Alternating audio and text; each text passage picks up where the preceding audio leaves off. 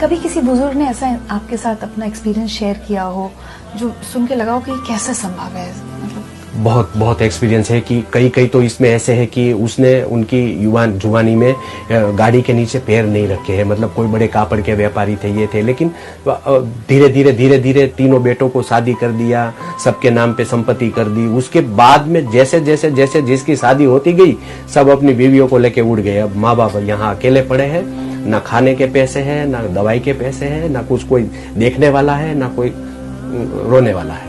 कभी किसी के बच्चे के साथ आपका कभी कन्फ्रंटेशन हुआ, सामना हुआ, जहां आपने किसी के बच्चे को डांटना पड़ा हो कि कैसे अपने माता पिता को से छोड़ दिया?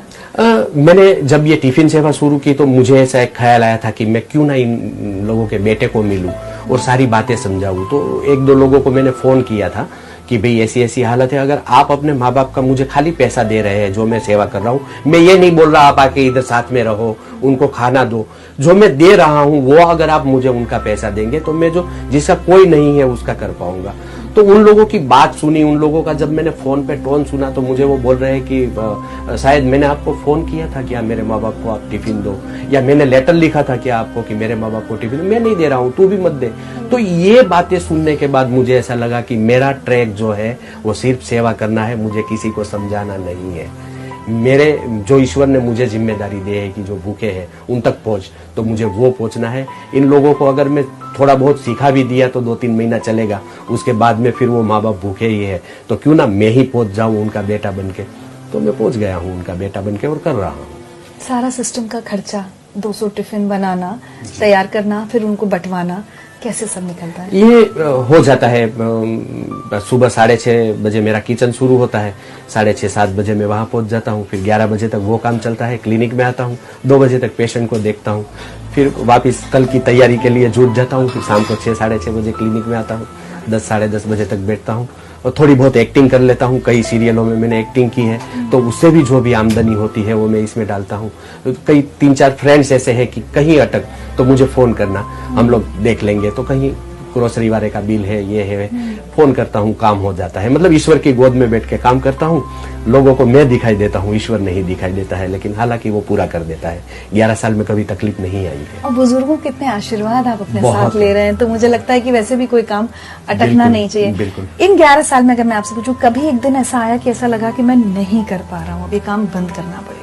नहीं, आज तक तो मुझे ऐसा कभी थॉट नहीं आया है कि ये नहीं कर पाऊंगा। हालांकि मैं ये सोचता हूँ कि इन लोगों को मैं अच्छा आवास दूं, अच्छी जिंदगी दूं, क्योंकि वो जिस हालत में जी रहे हैं मुझसे देखा नहीं जा रहा है। तो मैं 4 साल से प्रयत्न कर रहा हूँ कि उनके लिए एक आवास बनाऊं। मैं ना उसको वृद्धाश्रम बोलूंगा और ना ही उसको ओल्ड एज होम बोलूंगा, मैं माँ बाप का मंदिर बोलूंगा। और कहीं नहीं है, मुझे माँ बाप का मंदिर बनाना है, इन सबको साथ में रखना है, उनकी पूजा करनी है, उनकी आराधना करनी है मुझे, कि ये जो मेरे भगवान है वो भूखे हैं। तो मैं आपके जरिए मैं सबको वही प्रार्थना करूंगा कि अगर आप नहीं कर सकते हैं तो कुछ नहीं, लेकिन आप जो है मुझे सहारा दीजिए। मैं इन भगवान को, मैं इन ईश्वर को, मैं इन सबकी सेवा करूंगा, मैं पूजा करूंगा माँ बाप की। 11 साल में सबसे यादगार कोई बुजुर्ग की कही हुई बात जो आपको ऐसा लगता है कि बस यही मेरी ताकत है, इसके दम पे मैं कुछ भी कर जाऊंगा? बातें तो बहुत सारी आती है, लेकिन एक जो ये मेरी जिंदगी में हुआ है कि एक कुछ 82 इयर्स ओल्ड लेडी मेरी क्लिनिक में आई। तो मैं कैमरे में देख रहा था, तो मेरा मैनेजर है भरत भाई, उसको मैंने बोला कि ये माजी आए हैं, क्योंकि हमारे उधर कोई ओल्ड एज वाले आते हैं तो हमको यही लगता है कि भाई ये कोई टिफिन के लिए आए हैं। तो मैं बोला पेशेंट बहुत है, तू एक काम कर, उसका नाम लिख ले और उसको बोल कल से टिफिन आएगा। तो वो माँ जी ने मतलब ऐसा भरत भाई को धक्का देके अंदर आई क्लिनिक में और बोली मैं कुछ लेने नहीं, मैं कुछ देने आई हूँ।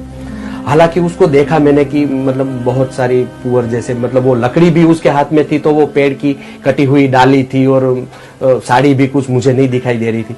उसने यहाँ आके कुछ कपड़े में कुछ बांधा था, तो वो मेरे टेबल पे उसने खोल के रख दिया कि ये सारा जो है तेरे टिफिन सेवा में यूज कर लेना। उसमें 10 पैसा भी था, 5 पैसा था, 2 पैसा था, 25 पैसा था। तो ये देख के मुझे ऐसा लगा कि ये जो है उसने कई सालों से ये मूड़ी जमा करके रखी थी, और ये सारी जो मरण मूड़ी है मैं कुछ नहीं कर रहा हूँ। उसने जो दिया है ना, मैं ये 11 साल से कुछ नहीं कर पाया। उसने जो मुझे पूरी अपनी जिंदगी दे दी, वो अपनी पूरी मरण मूड़ी दे दी है। तो मैं ये सोचता हूँ कि अगर इसके पास कुछ नहीं है, खाने को कुछ नहीं है, पहनने को कुछ नहीं है, वो अपने जो भी बचाए हैं जो भी इतने पूरी सालों में जीवन की पैसा, जमा पूंजी। वो सब मुझे देने आई है। भगवान ने बहुत कुछ दिया है लोगों को, उसमें से 1 रुपया खर्च ही नहीं कर सकते उसने। और जब भी मुझे कुछ प्रॉब्लम आती है या मैं कुछ सोच में पड़ जाता हूँ, मैं वो पोटली के दर्शन कर लेता हूँ। मुझे इतनी ऊर्जा मिलती है वो काम से कि बस मैं दौड़ने लगूं बस।